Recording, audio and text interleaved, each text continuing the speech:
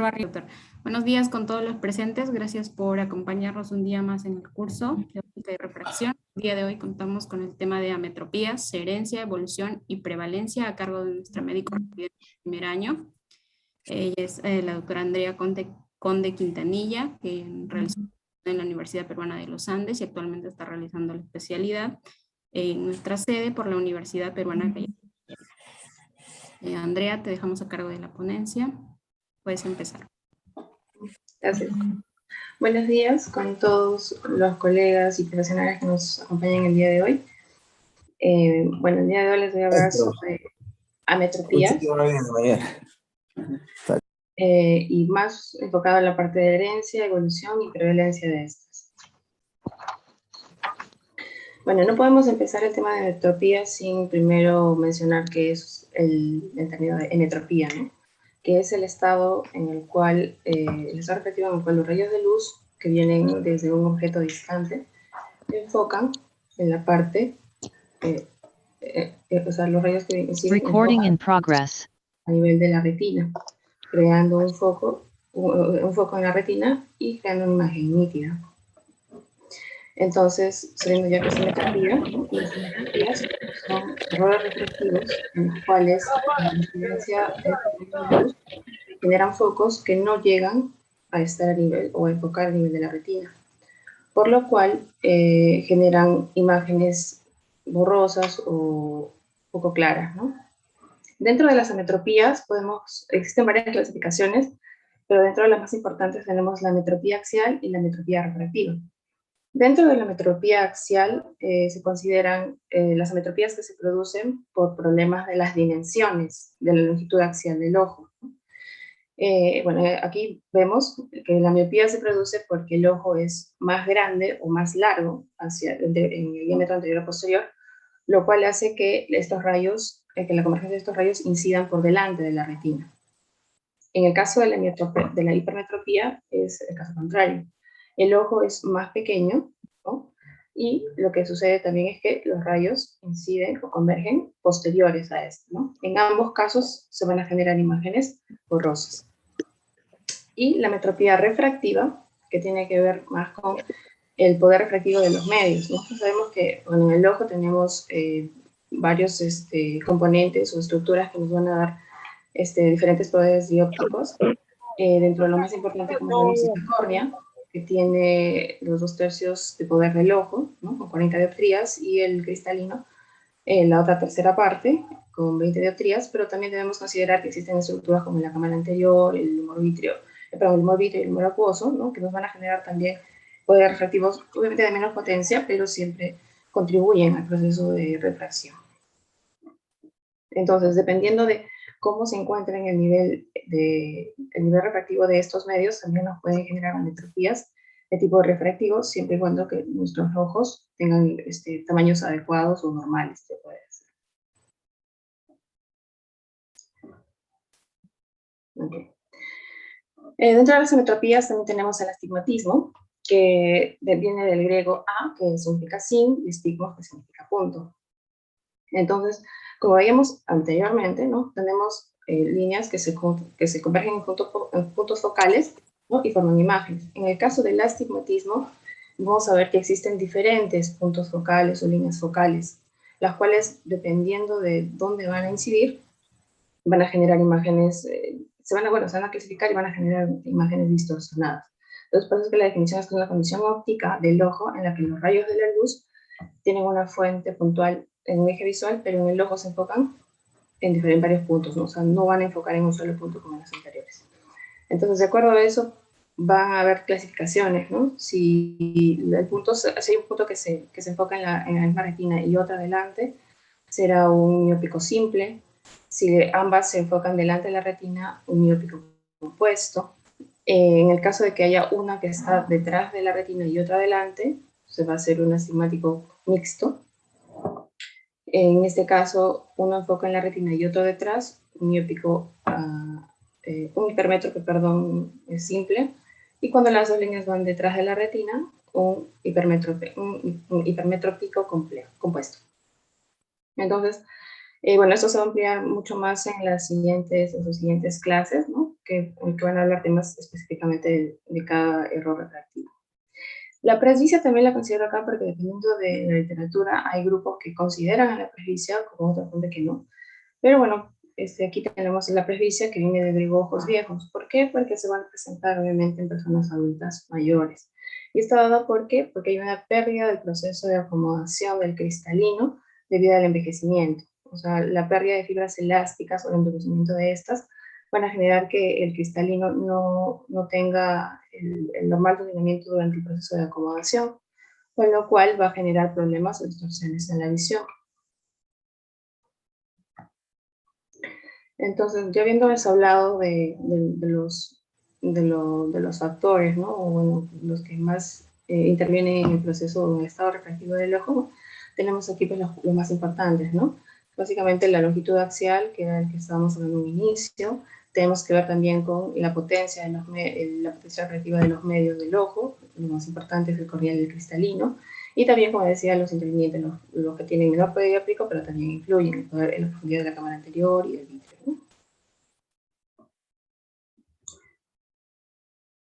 ¿no? Okay. Ahora, también quería comentarles aquí esto, que el ojo tiene una autorregulación del crecimiento axial.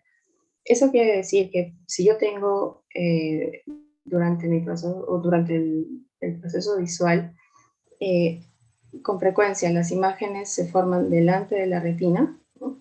Nuestro ojo va a recibir esas señales y va a tratar de autorregularse. Eso quiere decir que si la señal se forma delante de la retina, lo que va a suceder es que el ojo va a tratar de hacer que la retina llegue a ese punto focal y llegar a lograr el enfoque, ¿no? Entonces, todo todo este sistema o este sistema homeostático que hace que nosotros podamos lograr un enfoque ideal o adecuado, tiene un proceso de autorregulación, ¿no? Que acá se describe que los factores intervinientes más importantes en este proceso son la dopamina, el óxido nítrico, la acetilcolina y el ácido retinoico. Todos estos se producen en la retina y obviamente llegan hasta la capa, el epitelio pigmentario de la retina, ¿no? Y poco a poco atravesan la coroide a través del sistema vascular y llegan hasta la esclera, que a través de los factores de crecimiento, como les explicaba, van a tratar de o aumentar el tamaño globo ocular o disminuirlo para tratar de lograr el enfoque. Es por esto que esto se ha estudiado bastante, porque existen maneras en las cuales se ha tratado, o anteriormente se utilizaba, por ejemplo, la atropina para evitar problemas miópicos, ya que obviamente tenía influjo en toda esta cascada, ¿no? Y con esto podríamos tratar de controlar un poco los estados miópicos en los pacientes que tengan estos errores. Ya adentrándonos un poco en la epidemiología, ¿no? Nosotros debemos saber que el 65% de personas nacemos hipermétropes, ya que obviamente la condición de nuestro ojo es pequeña y como de 3 dioptrías más o menos. Y durante nuestro año de crecimiento, con la ganancia de tamaño ocular, podemos llegar a tener hasta 1 dioptría al año, ¿no? Ahora, el ojo también durante nuestro desarrollo va creciendo, ¿no? Y se considera que hasta los 6 años la longitud axial crece aproximadamente 5 milímetros. Entonces, si nosotros solamente tuviéramos un crecimiento de la masa celular o bueno, del volumen del ojito, con estos valores nosotros consideraríamos que todos llegaríamos a ser miopes, pero eso no sucede. ¿Por qué no sucede? Porque también durante este proceso existen cambios a nivel del poder dióptrico de la córnea y el cristalino. Por eso que más o menos se ha visto que sucede entre los 3 a 14 años. Entonces, toda esta combinación de procesos que se van dando durante el crecimiento de los niños es el proceso de metropización, ¿no? Que es el que nosotros hacemos hipermétropes, ¿no? Y con el paso del tiempo, ¿no? por estos procesos de regulación, llegamos idealmente a ser personas hemétropes. He encontrado que en la metropización ¿no? Que es durante el proceso de crecimiento del ojo, aproximadamente hay una pérdida compensatoria de 4 dioptrías de la potencia corneal desde el nacimiento, y también hay una pérdida de 2 dioptrías a nivel de la potencia del cristalino, para poder lograr el estado de metropía. Y todo este proceso obviamente de metropización también tiene factores que influyen bastante en estos. Por ejemplo, en este estudio que les traigo, tenía el objetivo de demostrar cuál es la influencia que tiene la prematuridad en el proceso de metropización.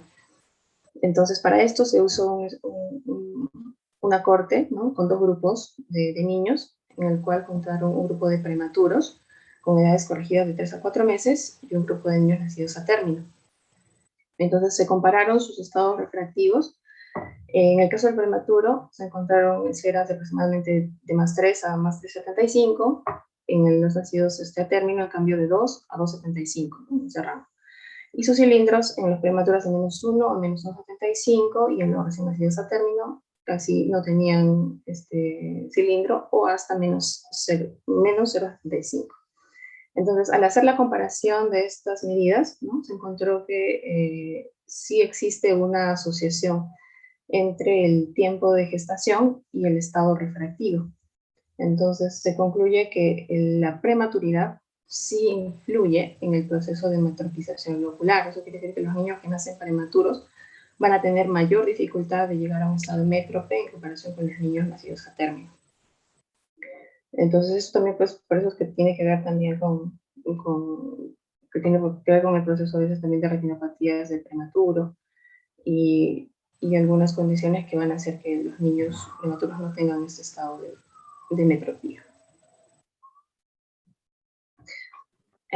Aquí también tenemos otro estudio, el cual también nos habla sobre la visión fotópica, o la exposición a la visión con luz en la metropización, en este caso de ratones, ¿no?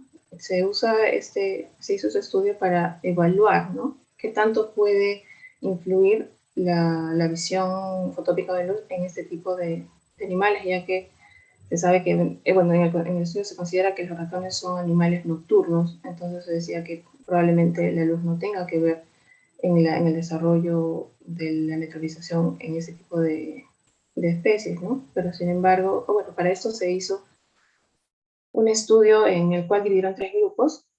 Tuvimos un grupo en el cual tuvieron ciclos de 12 horas de luz y 12 horas de oscuridad. Tuvieron luz constante 24 horas y oscuridad constante también de 24 horas, ¿no? Los 3 grupos empezaron con niveles de miopía bastante comparables, y al cabo del 89 días se volvió a tomar sus estados reflectivos, en el cual se vio que los que tenían ciclos de luz-oscuridad pasaron de miopías a tener hipermetropías. El caso de los que recibieron luz constante pasaron de miopía a un estado de emetropía, y en el caso de oscuridad completa pasaron de miopía a hipermetropías bastante altas. Entonces, durante el estudio también se hizo una medición mediante resonancia magnética del tamaño ocular en los 3 grupos, observando que los grupos aquí que tenían luz constante de las 24 horas tenían ojos más grandes, longitudes axiales más largas y camaritas también un poco más grandes y profundas. Entonces, en el estudio se concluye que la visión fotópica juega un papel muy importante en el desarrollo refractivo normal de los ojos de los ratones, y por consiguiente también se podría inferir que influye bastante más en los otros vertebrados que también tienen exposiciones a ciclos de luz-oscuridad en el desarrollo, pues, de los errores refractivos. Ya entrando a hablar sobre la prevalencia, según la Academia Americana de Oftalmología, tenemos la prevalencia de los errores refractivos en las personas adultas. Aquí vemos claramente que a partir en la edad adulta temprana, se puede decir, los más frecuentes tener personas emétropes y personas con miopía, y que obviamente estos errores van disminuyendo con los años más avanzados. Y en cambio la hipermetropía es al revés, ¿no? Tiene prevalencias bajas en la edad temprana y se va incrementando hacia los finales de la vida.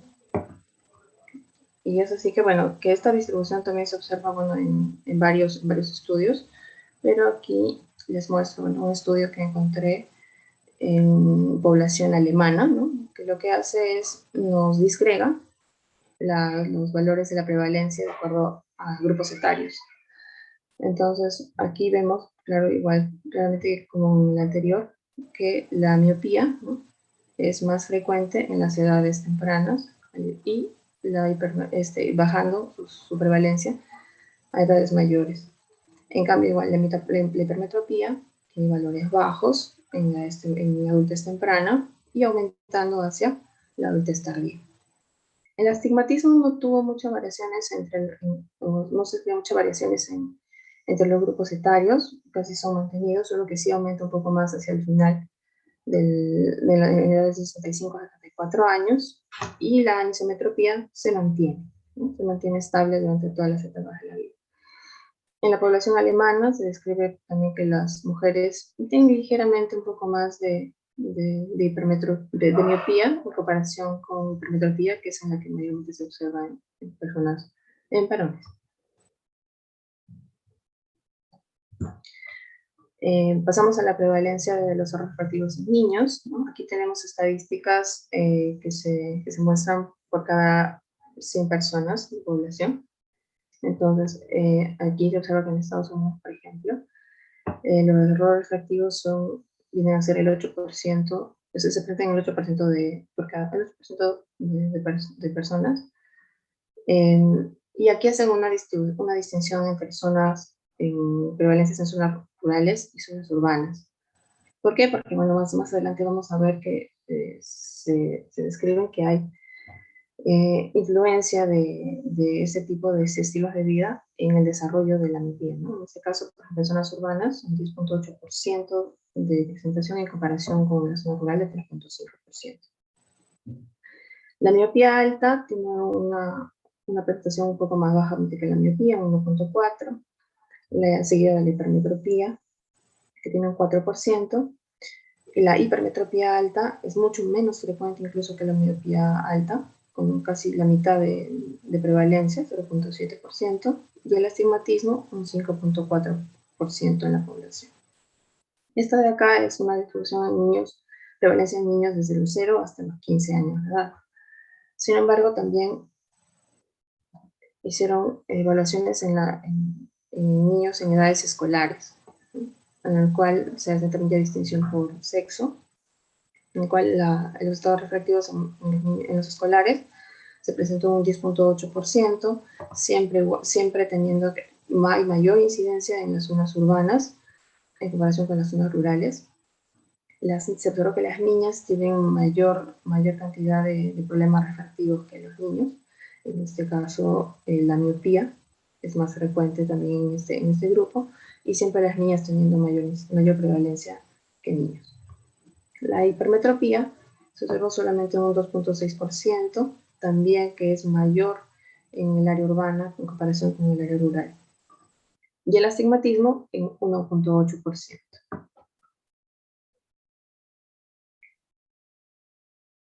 Y bueno, buscando información sobre la estadística, epidemiología sobre los errores refractivos, encontré que la Organización Mundial de la Salud ha realizado pues, un informe en el 2020 acerca de la salud visual y ocular, lo que nos lleva a que, ¿y por qué lo hace? Porque se ha visto que los errores refractivos están en incremento potencial, lo cual genera un impacto muy importante en la salud, y en la vida cotidiana de las personas, ¿no? Se describe que 800 millones de personas tienen dificultades para realizar sus actividades cotidianas simplemente porque no tienen acceso a unas gafas, ¿no? Nosotros sabemos que la mayoría de los errores reflectivos pueden corregirse básicamente con el uso de gafas. A nivel mundial también se describe que son 2.200 millones de personas que tienen deficiencia visual o ceguera, de los cuales aproximadamente 1.000 millones podrían haberse evitado con una detección temprana del error, ¿no? Y pudieron haber sido personas funcionalmente activas, ¿no? Aquí también se describen las poblaciones vulnerables, ¿no? Las que tenían más problemas de salud visual por, dentro de la división de errores refractivos, y se ven que estas poblaciones, o sea, las de bajos recursos económicos, las zonas del área subsahariana, Asia meridional, las zonas rurales, o la que básicamente tenían pocos ingresos económicos, las poblaciones que tenían mayor porcentaje de población femenina, y bueno, las minorías étnicas y poblaciones indígenas son los que tenían más problemas de errores refractivos, y eran los grupos que tenían más necesidades de atenciones oftálmicas insatisfechas, son 4 veces más que a nivel mundial, y en estos grupos se desarrolló mayor, es 8 veces más la incidencia de ceguera, ¿no? Ahora, la OMS también hace una estimación de que atender las necesidades insatisfechas de esas poblaciones, ¿no? Aproximadamente de 1.000 millones de personas que viven con deficiencia visual, tanto sea por errores refractivos o ceguera también, aquí se incluyen las cataratas, harían un costo de 14.300 millones de dólares.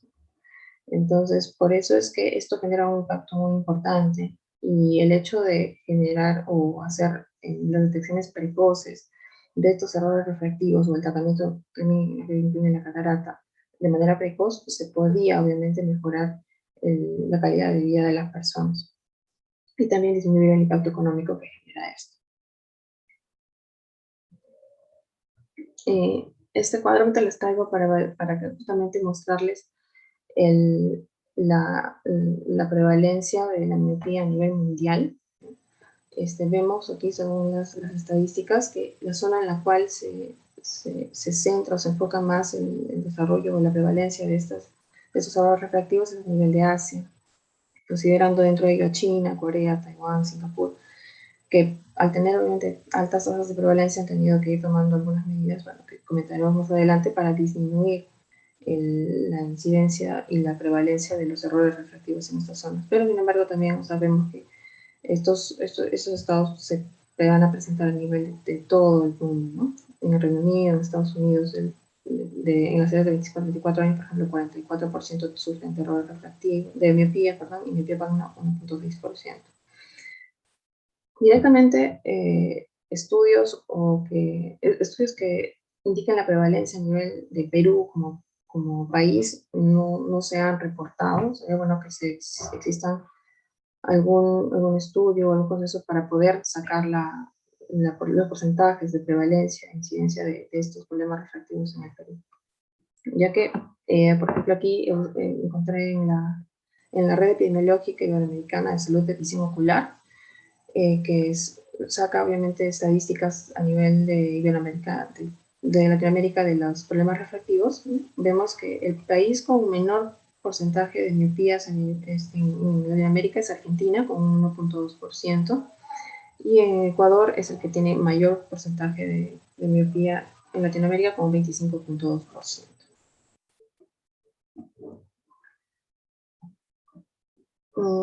Entonces, aquí era lo que les comentaba, ¿no? Que el incremento de la miopía es tan importante que se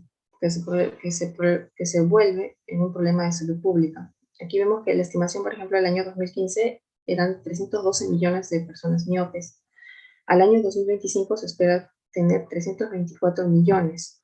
Sin embargo, al 2050, que son 25 años más, pues se espera 4.758 millones de personas con problemas de miopía. Entonces vemos que aquí el crecimiento ya no es un crecimiento solamente aritmético, sino es un crecimiento geométrico. Entonces, por eso es que la OMS también pues, está tomando o toma iniciativas para que las políticas de los países se puedan generar detecciones tempranas de estos errores refractivos para poder solucionarlos tempranamente y evitar las posteriores complicaciones que estos pueden generar. Entonces, aquí vemos la prevalencia de la miopía de inicio juvenil, que es la que se presenta desde los 7 a los 16 años, las cuales se deben principalmente al crecimiento de la longitud axial del ojo. Estos son los porcentajes de prevalencia que se observan, ¿no? De 5 a 7 años, vemos que el porcentaje de prevalencia es del 3%, y mientras va aumentando la edad, de 11 a 12 años tenemos 14%, y de los 17 años hasta el 25% de prevalencia de jóvenes miopes, ¿no? Entonces vemos que cuanto más temprano se inicia la miopía, va a haber un mayor grado de progresión de esta. En Estados Unidos se describe que cada año, ¿no?, el incremento de la miopía es más o menos un 0.5 dioptrías por año. Y normalmente este proceso de presentación de la miopía, ¿no?, el 75% de adolescentes, ¿no?, van a llegar a estabilizar su error refractivo entre los 15 y los 16 años, pero sin embargo hay un porcentaje que no llegan a estabilizar los niveles de miopía en esos niveles y van a ir progresando hasta los 20 a 30 años, con lo cual obviamente van a tener problemas, niveles de miopía mucho más altos.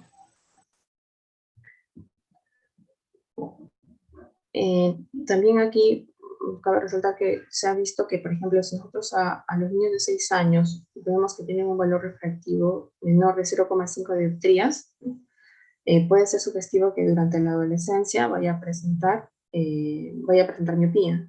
Entonces, fue por eso que en las escuelas asiáticas, tanto en China, en Taiwán, en Singapur, se empezaron a hacer descartes precoces, ¿no?, de los niños para ver si tenían riesgo de hacer miopía, y también implementaron estos métodos en las escuelas, ¿no?, para evitar su alta tasa de miopía, ya que se dice que el proceso académico, bueno, el escolar de los niños, genera el hecho de estar acomodando o tener lapsos de tiempo en acomodación o acomodación más frecuente o hábitos acomodativos, con lo cual se incrementa la incidencia de miopía. Entonces sí que estudian, por ejemplo, hacen un conteo de la prevalencia en la primaria de la miopía y ven que hay un 13.7% de niños miopes, pero sin embargo, hasta la secundaria se presenta un 69.7%, y eso se atribuye a que el estudiante durante el paso de la primaria a la secundaria tiene mayor carga estudiantil, está más tiempo, se pasa más tiempo leyendo, entonces lo cual podría predisponer a que haya mayor desarrollo de miopía. Y por eso es que ellos implantaron estas barras para evitar que se acerque mucho al cuaderno, al libro, y con ello desarrollar tener menor posibilidad de desarrollar miopía, ¿no? En este caso es el contrario, las barras son hacia adelante y ahí es donde deben apoyar el barro para evitar acercarse y generar con el tiempo miopía. Ahora, la miopía no solamente se va a presentar en la población adulta, en la población de niños, también vamos a observar lo que también se puede presentar ya en personas adultas, y que la mayoría de veces tiene que ver con los cambios refractivos del cristalino, ¿no?, por esclerosis nuclear. Esto sí que se describe que por esta causa, de 60 a 69 años, un 16.4% va a tener problemas de miopía, y en el grupo de 70 a 79 años, el 33% de personas tienen miopía a causa de esclerosis del cristalino. Hablar, bueno, también dentro de la miopía, tendremos que hablar un poco sobre la miopía patológica, que es importante porque causa, si bien tiene niveles de prevalencia bajas, es la primera causa de ceguera en Asia, y la miopía patológica puede repercutir en el ojo, generando otro tipo de lesiones o degeneraciones a nivel de los tejidos, así como puede generar el 3.1% de retinopatías mióticas, ¿no?, daños en la retina, y un 5 a 10% puede generar neovascularización coroidea.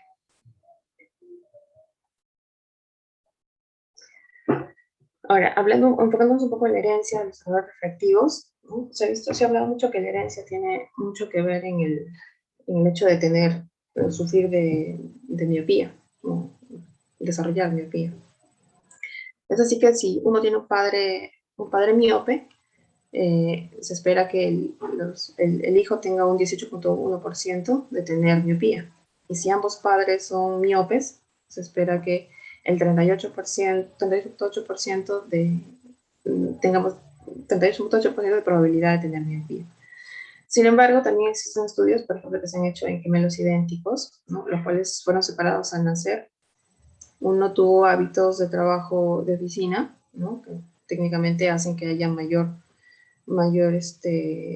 índices de acomodación, y otros que tuvieron trabajos exteriores que no necesitaban hacer acomodación frecuente. Sin embargo, no se mostraron diferencias significativas al momento de medir el nivel de error refractivo en ambos. Ahora, también se describe que hay algunas formas de miopía grave que tienen que ver mucho con patrones de herencia dominante o herencias sucesivas, o incluso también se ha visto que hay miopías graves que están ligadas al sexo. Y los estilos de vida también son importantes de recalcar en el desarrollo de la miopía, ya que, como les comentaba, ¿no? Se ha visto que hay mayor porcentaje de miopía en ocupaciones que tienen mayores hábitos de acomodación o mayor tiempo en acomodación, en comparación con los grupos ocupacionales que no son profesionales o que no requieren de estar acomodando frecuentemente para realizar sus actividades. Y entonces, el estilo de vida, pues es que el nivel educativo se puede correlacionar. Entonces, nosotros esperamos encontrar que una persona del nivel educativo mayor tenga mayor probabilidad de desarrollar miopía en comparación con los que no tienen un nivel educativo alto, ¿no? Así también se hizo un estudio en Australia en el cual quisieron demostrar que había una relación entre la exposición solar y la miopía en los adultos jóvenes.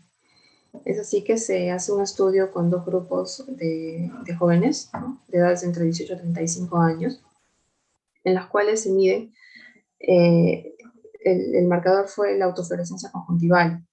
O sea que se dice que cuando la conjuntiva está mayor tiempo expuesta al sol, va a generar mayores niveles de fluorescencia. Entonces, lo resaltante de este estudio es que directamente hace evaluaciones con cantidades de exposición a luz solar y no solamente con exposición a horas, ¿no? Sino en cantidades, ya que podían medir la exposición a la luz mediante la fluorescencia conjuntival. Y encontraron que pues, las personas que tenían mayor exposición a luz solar, ¿no? Medidas por la fluorescencia conjuntival, tenían mayor riesgo de hacer miopías en comparación con el grupo que no tenía ese tipo de exposición. Bueno, aquí también hay un estudio con respecto a esto, que es el impacto que genera la computadora en la progresión de la miopía. Aquí se hizo una corte con 17.217 participantes, todos personas graduadas de universidades en Estados Unidos, y se comparó con la exposición que tienen al uso del computador. Se hicieron grupos, los grupos se separaron de 10 en 10, o sea, grupos que tenían menos de 10 horas de exposición a la computadora, de 10 a 20, de 20 a 30 y de 30 a 40. Y se encontró que en el grupo de los que tenían más de 30 horas de exposición semanales al computador tenían mayor riesgo de tener o desarrollar miopía, ¿no? Entonces, por eso que también se dice que el uso de aparatos tecnológicos, el hábito acomodativo, los estilos de vida, se puede decir sedentarios o que son de tipo ejecutivo, tienden a generar mayor predisposición a desarrollar miopía, ¿no? Aquí, bueno, hay estudios también en el cual se describe que la desnutrición, más abocada en el continente africano, puede conllevar a mayor prevalencia de metropía alta, a niveles de astigmatismo y anisometropía. Y como les comentaba, ¿no? La participación de deportes y tiempo al aire libre también disminuye el hecho o el riesgo de desarrollar miopía juvenil. Esta exposición, cabe recordar que esta exposición a deportes o al aire libre no necesariamente se asocia a la exposición solar, sino se asocia más con el hecho de que cuando tenemos más distancias, ¿no? Acomodamos menos. Entonces, por eso es que se dice que una hora adicional al aire libre reduciría un 2% la posibilidad de desencadenar miopía, tanto en niños como en adultos. Aquí también describimos un poco de los factores ambientales. Se dice que, como les decía, ¿no? Las actividades al aire libre pueden detener la aparición de la miopía, ya que les he explicado que tiene que ver con con la liberación de dopamina a través de la radiación ultravioleta, que tienen que ver también con la liberación de vitamina D, que los niveles de altos de iluminación, o sea, por ejemplo, un día soleado, ¿no? Que tiene más o menos 130 lux, que es una unidad medida de luz, ¿no? Tiene, tiene mejor un impacto positivo positivo en protección del desarrollo de la miopía, en comparación con la falta de estimulación de la luz natural, ¿no? Que lo que hace es que indirectamente hace que el ojo se elongue, por lo cual nos lleva un riesgo de desarrollar miopía. Ya que, o sea, para que se elongue este ojito, ¿no? Lo que sucede es que cuando no hay luz, el ojito se relaja los músculos oculares y lo que hace es que disminuye el crecimiento del globo ocular, con lo cual nos lleva a mayor posibilidad de tener errores refractivos. Pasando ahora un poco ya a hablar sobre la hipermetropía. Bueno, que es el cuadro que les mostré al inicio, ¿no? La hipermetropía tiene mayor prevalencia en personas adultas mayores o adultas mayores, ¿no? A diferencia de la miopía, se ha descrito que la hipermetropía se asocia con un rendimiento educativo más bajo en poblaciones mayores. En la raza blanca, la prevalencia de la hipermetropía aumenta aproximadamente un 20% entre los 40 y aproximadamente un 60%, o sea, muchísimo más, en personas entre 70 a 80 años. La prevalencia de la hipermetropía es un trastorno en el cual vamos a verlo mayormente en niños, ¿no? Y estos puntos pueden persistir en la edad adulta en un 50% de la población mundial, pero siempre se escribe que es mucho mayor en las etapas de la infancia. El grado más frecuente de las hipermetropías no suele pasar de las 3 dioptrías, ¿no? Y también pues, se describe que los niños pueden corregir la hipermetropía gracias al proceso de acomodación. Como decíamos, ¿no? La imagen se forma detrás y obviamente el niño al acomodar, al incrementar el grosor del cristalino, puede llegar a enfocar la imagen que se está formando detrás de la retina. En el caso de la herencia, también en la hipermetropía sí se describe mayor incidencia familiar y genética de la hipermetropía. Por eso es que se describe que niños, los padres que son hipermétropes siempre deben programar un control en el niño a los 3 años para determinar si tiene algún grado de hipermetropía y poder empezar a corregir desde edades tempranas.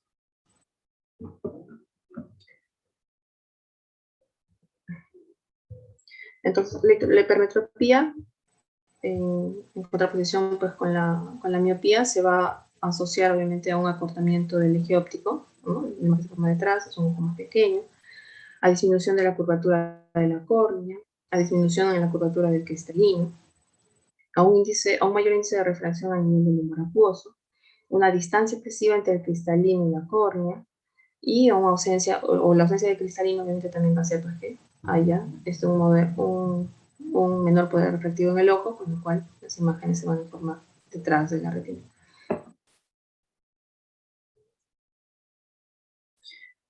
Y bueno, aquí les traigo también un estudio que habla sobre la prevalencia, ¿no? Y las características y factores de riesgos para una miopía, para una hipermetropía moderada alta en niños de 6 a 72 meses o 3 años. Lo que se hizo acá es un estudio, una revisión sistemática de 4 estudios con una población de 15.051 participantes, de los cuales se observó que la prevalencia de la hipermetropía fue del 15.6%, con una hipermetropía moderada alta de 3.2%. Que vemos que casi coincide con los porcentajes que les mostré a un inicio en la exposición. También se ha visto que hay una disminución de la prevalencia entre los 12 a 23 meses, ¿no? Y de ahí, bueno, ya se estabiliza básicamente a partir de los 24 meses. A partir de los años ya tenemos como que niveles de hipermetropía estables.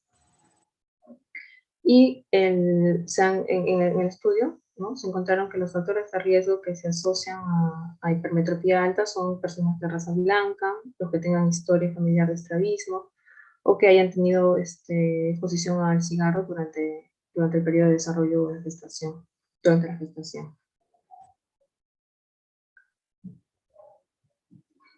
Y aquí también les traje un estudio que lo que hace es determinar la prevalencia de ametropías, ¿no? Mediante la prescripción de lentes, ¿no? y la factibilidad de reemplazo con lentes tóricos para corregir estas ametropías, bueno, en este caso el astigmatismo, ¿no? Entonces, este estudio se hizo en 3 centros diferentes en los años 2014-17, con una población de 101.973 pacientes, ¿no? Y los resultados, o sea, del estudio se encontraron que cuando se prescribieron 69.5% de lentes para miopes, con lo cual se deduce que el 69.5% de personas eran miopes, el 26.9% eran hipermétropes y el 3.5% eran emétropes, solamente tenían un problema de astigmatismo. El astigmatismo se encontró en al menos un ojo de los participantes en un 87.2%, de los cuales el 37% de los pacientes tenían al menos un astigmatismo de -1. El astigmatismo con la regla fue más prevalente en jóvenes de 14 a 20 años, en un 53%, y en cambio el astigmatismo contra la regla fue más prevalente en personas de 41 hasta 70 años, en las poblaciones mucho mayores. Y los lentes de contacto tóricos blancos de reemplazo frecuentes se pudieron entregar casi hasta en el 96.4% de los pacientes potencialmente usuarios para esto, ¿no? Entonces, bueno, sobre este tema del astigmatismo, hipermetropía o ampliaciones se van a hacer en próximas exposiciones y se van a ampliar un poco más, ¿no? Y para finalizar, vamos a hablar un poco sobre la prevención de los errores refractivos, ¿no? Se recomienda que para disminuir la incidencia de los errores refractivos es importante que haya, por ejemplo, si yo uso lentes de distancia, lo que tenga que hacer es la retirada de los ojos, de los anteojos de distancia para realizar un trabajo cercano, porque si yo sigo usando los lentes de distancia para trabajos cercanos, voy a tener un proceso de acomodación más intenso, con lo cual voy a tener más probabilidad de generar errores refractivos. Los colirios de atropina a dosis baja se ha visto que podían disminuir los niveles de miopía en los niños, ya que obviamente, como les decía, altera la homeostasis que les comentaba al inicio de la exposición, pero ya no se usan mucho, ¿no? El uso de lentes de contacto rígidos también que podrían retrasar la progresión a la miopía en los niños, siempre y cuando se detecten estas en edades tempranas. Y el entrenamiento visual destinado a reducir la miopía, que incluyen pues, ejercicios de convergencia y aquellos que incorporan cambios en el enfoque cercano lejano.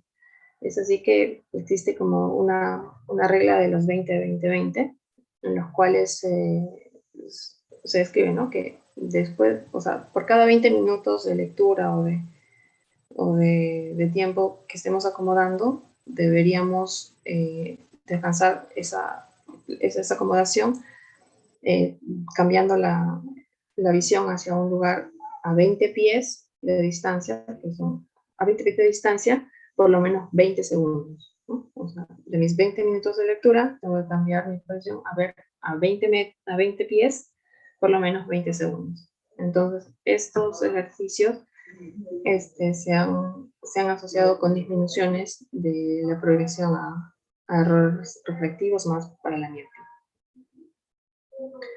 Bueno, gracias, eso es todo.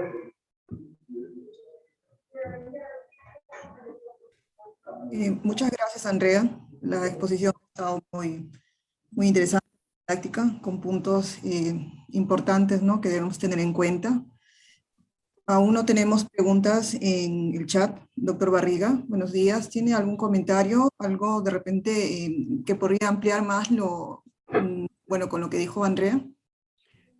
Así es, Cintia, muchas gracias. Primero, felicitarte, Andrea. Ha sido una presentación muy buena. Has hecho una revisión bastante buena de conceptos relativamente nuevos que tenemos sobre las ametropías, sobre todo estos grandes estudios poblacionales que están saliendo y que nos están mostrando realmente que hay una influencia importante de los estilos de vida de las personas sobre la prevalencia y la incidencia de ametropías, ¿no? Sobre todo los grandes estudios que se han hecho en Asia sobre miopía, nos hacen ver que sí, pues de alguna manera, en algún momento vamos a poder, tal vez controlando los estilos de vida de las personas, evitar que haya incidencia tan importante de ametropías como la miopía, ¿no? Que en realidad son incapacitantes cuando no son corregidas, ¿no? O sea, un miope sin sus lentes realmente es una persona casi inválida, ¿no? Eh, Esto hay que tenerlo presente.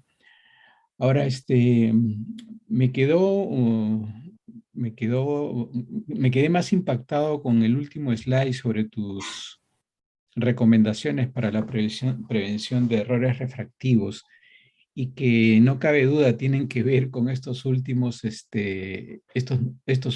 hallazgos, ¿no? Yo diría que todavía esas recomendaciones son controversiales porque en parte eh, chocan con otros conceptos de la clínica oftalmológica que bueno, ustedes, los residentes jóvenes, la van a saber más adelante, pero quienes tienen un poco más de años en esto, hay conceptos que no han cambiado y que todavía se usan para explicarle a los pacientes la forma como deben vivir, vamos a decirlo así, para mantener una buena visión. Por ejemplo, sobre la primera recomendación, ¿no? Que suena diferente a lo que hacemos normalmente. Seguramente para los R3 debería sonarles extraño que se diga esto.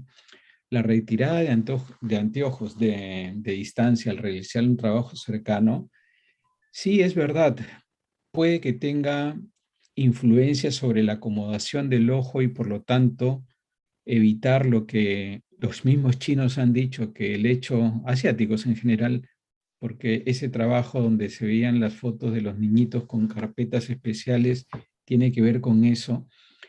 La idea de que el niño no ejercite su acomodación intensamente puede evitar que progrese a una miopía, tiene que ver con esta recomendación. Sin embargo, esto pues se cumpliría solamente para aquellos que tienen hemetropía y una acomodación todavía bueno, que en el caso de los niños es verdad, va a ocurrir, pero está reñido con, por ejemplo, el concepto que tenemos de estimulación de la convergencia. Nosotros para que nuestros ojos converjan al momento de leer, necesitamos que haya una acomodación, o sea, el reflejo de acomodación lleva consigo un reflejo adicional que es el de la contracción de las pupilas. Esto aumenta la profundidad de foco y permite ver mejor de cerca a la persona que está ejerciendo su acomodación. Cuando una persona, un miope, por ejemplo, que es para quienes va esta primera viñeta, esta recomendación en esta primera viñeta, le decimos quítese sus lentes porque sin lentes usted ve bien, eso es verdad. El miope sin lentes se enfoca bien de cerca, ¿no? Dependiendo de su miopía va a poder enfocar a varias distancias según la cantidad de miopía, pero va a poder ver bien de cerca.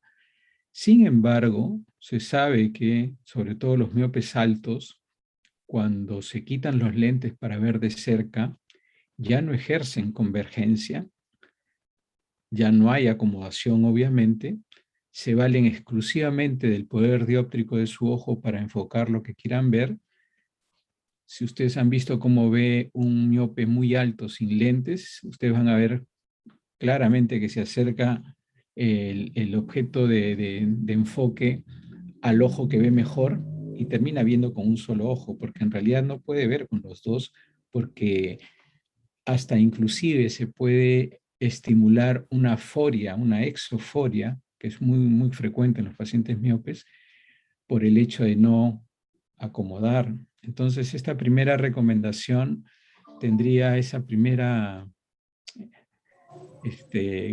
controversia con respecto a lo que los estrabólogos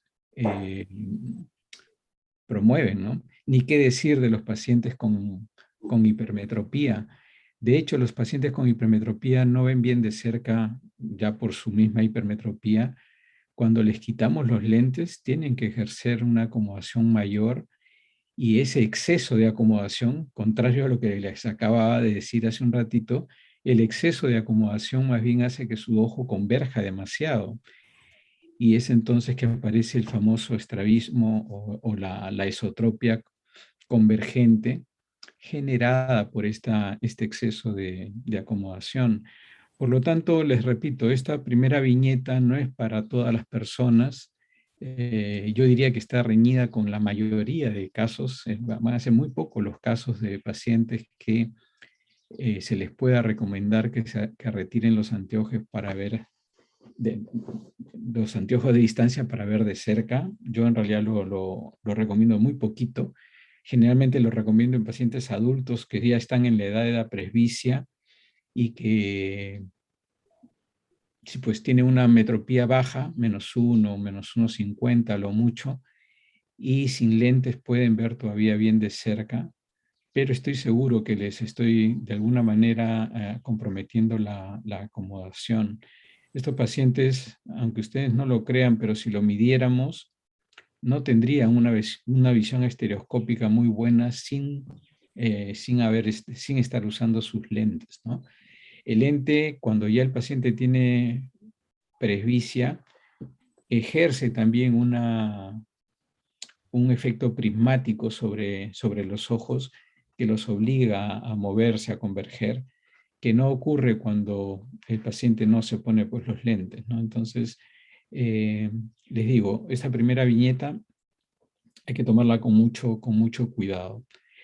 Sobre la segunda, sí, esto sí me ha agradado escucharlo porque este es un trabajo muy reciente. Hay una doctora, no recuerdo ahorita su nombre, presentó sus casos en el último congreso de Euretina. Es un trabajo hecho en Europa, donde a través de un seguimiento, una cohorte entre un grupo que usaba y otro que no usaba atropina, ha podido demostrar que el uso de atropina puede prevenir la progresión ella hablaba de progresión de ametropías, en este caso miopía específicamente, pero sí hay un efecto farmacológico sobre el crecimiento del ojo por el uso de atropina a dosis bajas. Esto hay que documentarlo mejor, hay que leerlo más. Acuérdense que la atropina no es un medicamento inocuo, mal usado puede hacer mucho daño también, así que hay que leer bien lo que dice la evidencia científica al respecto y usarlo pues con mucho cuidado. Como les digo, la atropina no es una droga inocua, ¿no?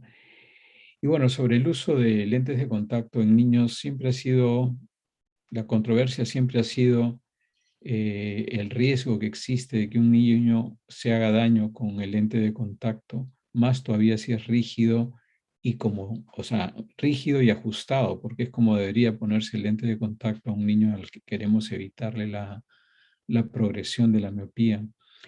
Este es un martirio para los padres también, porque son ellos los que tienen que manejar el colocar y sacar el lente a un niño. Por eso les digo que esta otra viñeta también es controversial, ¿no? Muchos padres no la asumen como debiera y, bueno, se convierte en un riesgo para el niño que tiene que usar un lente que no se manipula bien, ¿no? A pesar de que la teoría o algunos estudios demuestren que se podría evitar la progresión. No, digamos, el costo-beneficio de aplicar esta recomendación es demasiado a favor del riesgo más que del beneficio, ¿no? Y finalmente, la última viñeta creo que es la más, la que podría generar menos controversia, tiene que ver con lo que les he mencionado hace un ratito, y yo diría que por ahí podría estar la mejor recomendación. El problema es que no es, no es fácil conseguir que las personas, en este caso la gente joven, se adhiera a estos tratamientos prolongados, largos y que no, y cuyo beneficio no se ve de inmediato, ¿no? Sino se va a ver después de mucho tiempo. Es difícil conseguir que haya una adherencia permanente, sostenida, para que se cumpla esta viñeta, ¿no? Sin embargo, digamos, es lo más fisiológico que encuentro dentro de estas recomendaciones y que está relacionado con lo que se viene descubriendo, pues, en los últimos tiempos, ¿no? Yo tenía una pregunta para Andrea, porque creo, no, me parece que no lo ha revisado, pero por si acaso lo pregunto, porque también es materia de error refractivo.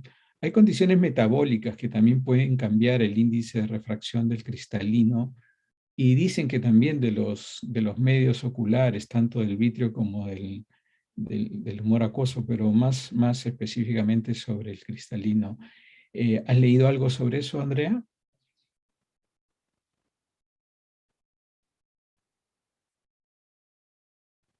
Andrea. Andrea, tu audio está apagado. Ya. No, doctor, no he podido, bueno, no he llegado a leer alteraciones metabólicas alteraciones en el cristalino. Bueno, en realidad tal vez no sea materia todavía de este tema, pero hay que tomarlo en cuenta. Nosotros vemos una población de diabéticos, por ejemplo, que es una de las condiciones metabólicas que puede dar lugar a lo que les voy a decir. Nuestra población de diabéticos en nuestro medio es muy alta. Los controles de glicemia no son muy buenos en la mayoría de casos, sobre todo en poblaciones como las que vemos en hospitales. Y entonces es muy frecuente que tengamos pacientes con errores refractivos de índice, donde la causa de su ametropía es un cambio en el índice de refracción del cristalino, ¿no? Entonces, claro, en muchos servicios está automatizado la recomendación al paciente de que debe venir a medirse la vista con una glicemia normal, ¿no?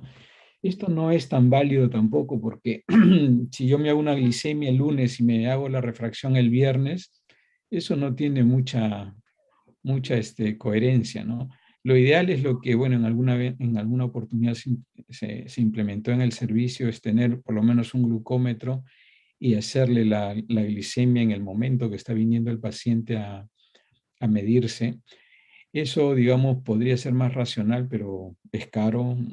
Implica pues tener el glucómetro, tener las cintas, las tiras estas reactivas y, bueno, en fin, es todo un proceso que hay que seguir con estos pacientes. Pero lo que dice la teoría, y muchos estudios lo han demostrado, es que no hay duda que la hiperglicemia sostenida, sobre todo, puede cambiar el índice de refracción del cristalino de manera temporal, y esto puede dar lugar a errores refractivos que sean corregidos en un momento inoportuno, ¿no? Entonces hay que tener en cuenta eso. Ahora, tampoco es cierto, en muchos libros lo dicen, pero por el hecho de que el cristalino dice que se entumece, o sea, que engruesa, que el error refractivo que aparece más frecuentemente es la miopía. Y yo he encontrado trabajos justamente con residentes, hemos revisado este tema alguna vez, y también están descritas cambios hipermetrópicos por la hiperglicemia, dados por el cambio en el índice de refracción, sin influir sobre la curvatura anterior o posterior del cristalino. Por lo tanto, aquello de que antes se decía, o en muchos libros se diga que solamente se hacen más miopes los pacientes diabéticos, no es tan cierto, ¿no? También influye perdón, tiene posibilidades de que vire hacia la hipermetropía, ¿no? Entonces, digamos, el concepto más importante para las personas con cambios metabólicos importantes es medirles la vista en las mejores condiciones posibles, ¿no? El otro caso que tiene también que ver con nosotros, porque vemos muchas personas así, es las mujeres gestantes. Las mujeres gestantes sufren una serie de cambios metabólicos que influyen sobre el grosor de su córnea, el grosor del cristalino también.